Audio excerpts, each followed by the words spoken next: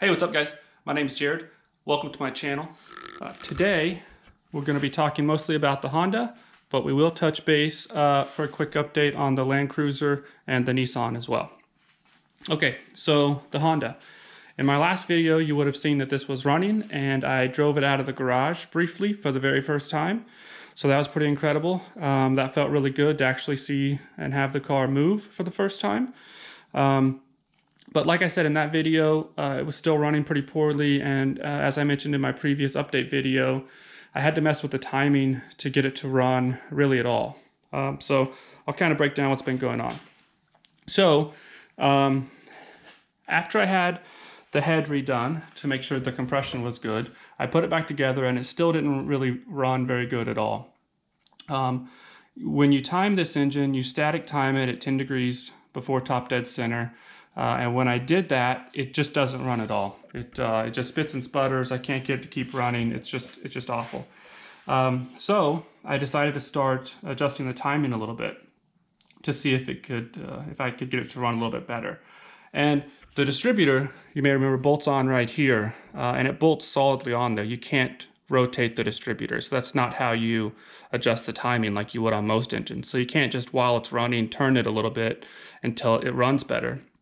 I'll show you the distributor. So what happens, this is the distributor, it bolts onto the engine. This plate that holds the points, there's adjustment on here. You can rotate that plate a little bit. So you gotta take the cap off, take the rotor off, adjust this, put it back together, start it, see if that helped any. So I kept advancing it and it'd run a little bit better. I'd advance it some more, it'd run a little bit better, and then finally I maxed it out to as much advance as I could put on it with this setup, and that's when it ran its best.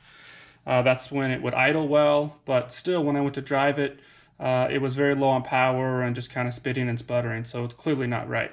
But it does indicate that the timing is an issue. So the farther I could advance it, the closer I could get to where the engine wanted it to be, which means that most likely it's an issue with the timing chain.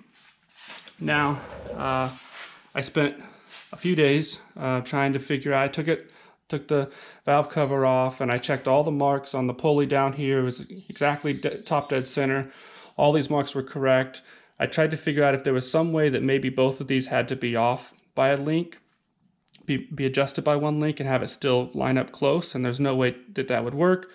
And when this was at top dead center on the mark, the piston for the #1 cylinder was at top dead center. You could see it through the spark plug hole, so everything seemed correct. And then I've been talking to these two brothers on the East Coast who specialize in these cars, or at least have a lot of experience with them. And they've been extremely helpful.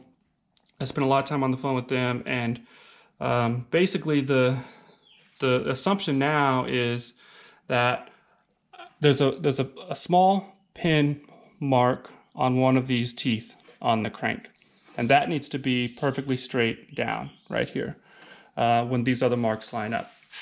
And there's a little bit, as you're turning the crank, the piston's at top dead center for a little while because of the crank spinning over and the rod being up. So there is a slight amount of kind of play that this could be slightly one way or the other, and the piston is still top dead center. However, the point on the end of the crank was lined up exactly on the mark. The mark on the crank was exactly on the mark on the pulley, and that lined up exactly here. So it seemed like it couldn't be off. But the hope is that I was one tooth off down here with the timing chain. The crank rotates twice for every one rotation of the cams. So when I was trying to move the chain and link on the cams, and that was way too much, there was no way the marks were going to line up correctly. This might actually still be okay, because this, by moving this one link, it's only half of a link up here. So hopefully that's going to be the situation. So you can see I've got the timing chain off now. I ordered a new chain because I wanted to replace it anyways, just to make sure that it wasn't stretched. The original one did not seem to be stretched, but that original timing chain is a continuous chain. There's no master link in it. You can't take it off. And you cannot get a chain on and off of this sprocket without pulling the lower half of the engine off. There's no room in here to just put a chain on there. So the chain has to be an open chain to go around this to put it back on. So I had ordered a master link for the new chain, but it was the wrong one. So now I'm trying to track down either the correct master link for that new chain or an entire new chain. And you can't just, order this chain that's made specifically for this engine. What I've been told to do is to get these go-kart racing chain. It's the exact same size, the specs. So I've been calling around all these go-kart shops trying to get this chain, and looking online trying to get the right size. But so basically, where I'm at here is I've got to replace the timing chain and then put everything back together. And hopefully in that process, this time I'm pretty sure, I thought I had it right the first time, but this time I'm going to be extremely careful to make sure that this point is in exactly the right location when I reassemble it. And then hopefully that's going to be the issue, and hopefully that's going to fix it. If that's not the issue, the other thing that I've messed with in an attempt to get it to run well is the coil. So that blue coil is not the original coil. The original coil, this blue coil is out of a 912. It's an extra one that I had. And when I put that in, I get a better spark and it runs better than it did with the original coil. I did try to order an original coil on eBay that was made for this car, but when it got here, it was no good. You could hear fluid sloshing around inside of it. It was clearly bad. So that didn't work. I have ordered a brand new coil that is the correct one for this car, because when you look online, the specs are different between that coil that I'm using and the coil that's you're supposed to use for the car. So maybe that's it. Maybe as it revs up, the coil can't keep up, and maybe that's why it doesn't run correctly. But so I have ordered that, but that's going to take a month probably at least to get that, if I can even get it then. So hopefully the timing chain is going to fix it. If not, possibly the coil is it. If neither of those do it, then maybe it's something with the distributor. But I don't know. I'm getting close. I'm eliminating things as I go. So hopefully it's going to be there soon.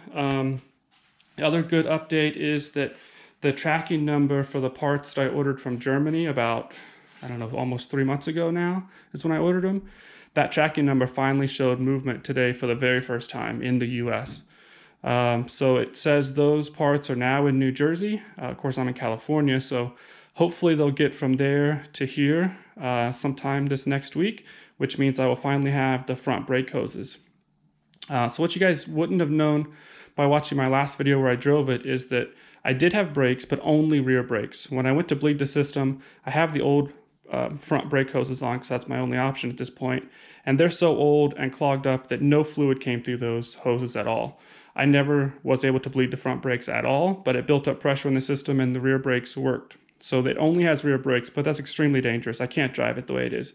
If those front hoses start to let the fluid through and release the pressure, then there's going to be no pressure for the back. It's terrible. I did make sure that the parking brake works, so I could have used that in an emergency, but even if this was running better, I would have never gone farther than just around the block. It does look like I will finally have those brake hoses, hopefully within the next week, which means I can actually drive the car. So hopefully by then, I will have this engine situation sorted out and this thing can go for a proper run. So I'm really looking forward to that. Now, for the Land Cruiser, no new updates, or at least no progress made on this since my last update video. I'm still waiting on the engine. I talked to the machine shop yesterday, and they assured me that it would be done next week. They said by Tuesday, but last week they assured me that it would be done this week. So, who knows? But hopefully the engine will finally be ready for me to pick it up this upcoming week. And then once I have that, I'll bring the frame back in here and get the engine on it and get it running again. But probably the next thing that I'll work on will be the engine here for the Nissan. So I've got to take the head off, pull the pistons out, clean the corrosion out of the cylinders. I've got to hone out the cylinders and then put it all back together. But I need that in the Nissan so I can move the Nissan so that I can then work on this body outside where the Nissan is currently parked. So that's the Nissan. The engine's going to be coming up soon. The Land Cruiser, still waiting on the engine from the machine shop. And then that'll be back in. And then the Honda parts are finally coming, but I've just got to get this engine thing sorted out. Hopefully that'll all be done sometime in the next week. So that's it for now, guys. Thanks for watching. If you haven't already, please consider subscribing, and I'll see you next time. Bye.